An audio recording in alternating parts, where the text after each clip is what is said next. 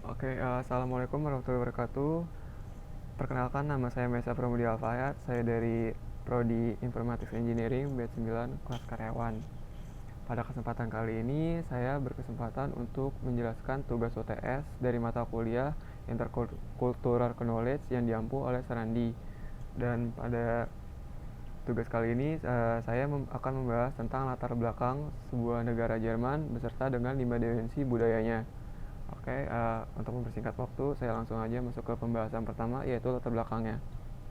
Latar belakangnya adalah Jerman ini adalah salah satu negara paling maju di dunia dan bisa dibilang juga merupakan salah satu negara adidaya. Jerman ini tuh untuk letak geografisnya adalah sebuah negara federal yang terdiri dari 16 negara bagian, dan Jerman ini tuh beribu kota di Berlin. Nah, kalau kita kita ketahui ya, Jerman itu berada di tengah-tengah Eropa. Jerman ini tuh kenapa bisa dibilang sebagai negara yang adidaya atau negara yang sangat maju? Ini tuh bisa dibilang kesuksesannya ini tuh bisa kita lihat lah dari terdapatnya perusahaan-perusahaan yang bisa dibilang tuh melahirkan pengusaha-pengusaha yang terbaik gitu.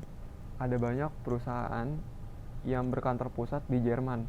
Ya, kayak kita bisa lihat itu Mercedes-Benz, terus ada Porsche, terus ada Nivea produk skincare, lalu ada Volkswagen Jerman, ada SAP untuk di bidang IT dan sistem informasinya, ada Siemens telekomunikasi, Adidas di bidang fashion, ya, dan itu semuanya berpusat di Jerman. Dan nah itu dia dari itu dia lah, Jerman tuh punya ekonomi pasar sosial yang kapitalisasi pasarnya itu besar gitu. Dan juga jadi Jerman itu memiliki standar tinggi dalam budaya bisnisnya gitu ketika berkaitan dengan etik, hukum, dan juga regulasi. Nah, itu adalah sekilas tentang uh, negara Jerman, latar belakangnya. Masuk ke pembahasan kedua, yaitu di 5 dimensi budayanya. Nah, kita masuk ke pembahasan pertama, yaitu power distance. Untuk power distance sendiri, Jerman itu memiliki skor di angka 35, yang dimana pendekatan yang lebih egaliternya dalam berbagai aspek kehidupan. Nah, contohnya itu kayak gimana? Contohnya itu di dunia kerja. Hubungan antara atasan dan juga bawahan di Jerman itu bersifat lebih horizontal dan juga lebih terbuka gitu. Jauh lebih kayak belak-belakan gitu. Pemimpinnya itu nggak hanya berfungsi sebagai memberikan perintah, tapi juga bisa sebagai kawan gitu. Kawan dari bawahannya gitu. Dia tuh bisa kayak mendengarkan masukan dari bawahannya gitu sebelum dia memberikan keputusan yang penting gitu. Gaya kepemimpinannya ini nih masuk ke yang lebih partisipatif lah, dan juga terbuka terhadap masukan seluruh anggotanya. Itu untuk power distance di Jerman, dia jauh lebih terbuka, jadi nggak ada kesenjangan sosial lah antara atasan dan juga bawahan. Lalu ke uncertainty avoidance. Karena Jerman adalah negara yang maju, Jerman ini tuh punya uncertainty avoidance yang nilai skornya itu cukup lumayan tinggi gitu. Itu di skor di 65. Skor ini tuh cenderung tergolong tinggi. Kenapa? Karena Jerman ini tuh bisa dibilang harus ada yang pasti gitu. Dia tuh selalu menghindari yang gak pasti-pasti gitu. Dengan merencanakan segala sesuatu dengan hati-hati, mereka mencoba untuk menghindari ketidakpastian gitu. Hal ini tercermin dari sistem hukumnya gitu, yang sangat detail untuk menciptakan kepastian hal tertentu telah terpikirkan dengan secara matang. Itu untuk uncertainty avoidance, bahwa Jerman itu benar-benar menghindari yang namanya ketidakpastian. Lalu untuk poin ketiga, individualism atau kolektif.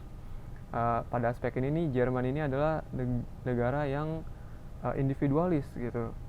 Kenapa? Karena Jerman ini orang-orangnya itu secara keseluruhan itu budaya individualistiknya itu mencerminkan penghargaan terhadap pencapaian individunya sendiri gitu, lebih kepada aktualisasi dirinya gitu, penghargaan atas usaha pribadi dan juga penekanan dan kebebasan individu untuk mengejar minat dan tujuan pribadi mereka. Jadi Jerman ini termasuk ke dalam negara yang mayoritas masyarakatnya adalah individualis. Lalu masuk ke bagian keempat, masculinity atau femininity. Di Jerman ini skornya itu adalah 66, yang dimana 66 ini lebih condong kepada maskulin.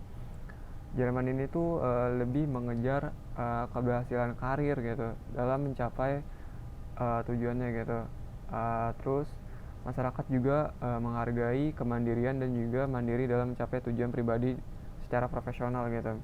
Budaya Jerman ini bisa dibilang itu dikatakan sebagai orang yang hidup untuk bekerja gitu. Status ini tuh sering dipamerkan atau sering diperlihatkan lah untuk mengingatkan budaya Jerman tuh kayak gitu, orang hidup untuk bekerja, itu budaya yang terjadi di Jerman gitu. Nah, masuk ke pembahasan yang terakhir, yaitu di bagian short term atau long term orientation. Ternyata Jerman termasuk kepada long term orientation, yang dimana negara Jerman ini tuh masyarakat negaranya orientasinya itu lebih pragmatis gitu. Dalam budaya Jerman ini tuh ada kecenderungan untuk melihat masa depan dengan pengorbanan lebih besar untuk mencapai tujuan jangka panjang. Intinya adalah sebuah investasi di masa depan.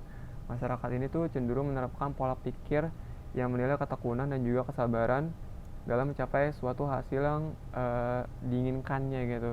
Sebuah hasil yang benar-benar diharapkan sekali gitu. Nah, kesimpulannya itu budaya Jerman ini sangat berorientasi dengan waktu panjang, mencerminkan penghargaan terhadap ketekunannya, perencanaan jangka panjangnya, dan juga investasi dalam mencapai tujuan masa depannya. Nah, nilai-nilai ini tuh tercermin dalam berbagai aspek kehidupannya, termasuk tadi bisnis dan juga pengambilan keputusan pribadi.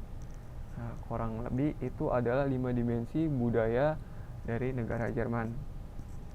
Oke, sekian dari saya. Wassalamualaikum warahmatullahi wabarakatuh.